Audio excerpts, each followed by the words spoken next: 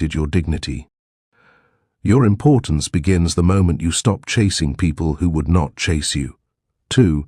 Guard your self-respect like a treasure. Self-respect is one of the most powerful forces a person can possess. Once it is weakened, everything else begins to collapse. People treat you based on the standards you set for yourself. Stoic philosophy places enormous importance on personal dignity.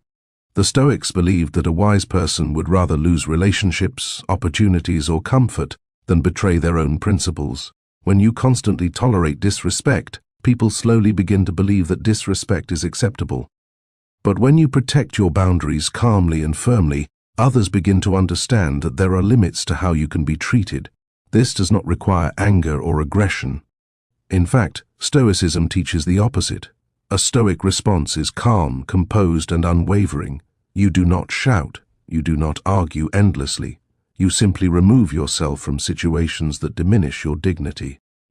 This quiet firmness often shocks people. They are used to emotional reactions. They expect pleading, explaining, or dramatic confrontation.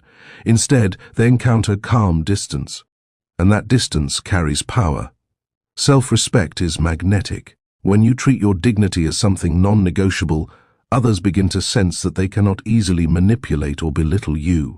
Your importance returns when you decide that your standards matter more than temporary approval. A Stoic knows that respect is not demanded loudly. It is established through consistent self-discipline and clear boundaries.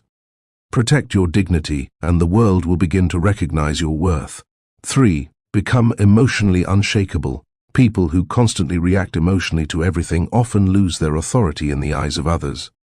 If every criticism triggers anger, every disagreement causes frustration, and every small problem creates stress, people begin to see you as unstable.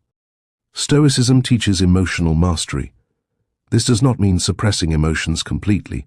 Instead, it means learning to control your reactions so that external events do not dominate your inner state. The Stoic philosopher believed that most suffering comes not from events themselves, but from our interpretation of those events. Someone criticizes you. Someone ignores your message. Someone speaks poorly about you. These things can easily trigger anger or insecurity. But the Stoic asks a different question: does this event actually control my character? The answer is no. When you begin responding with calm instead of impulsive emotion, people notice a shift.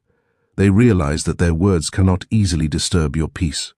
This level of emotional stability commands deep respect. A person who cannot be easily provoked becomes difficult to manipulate.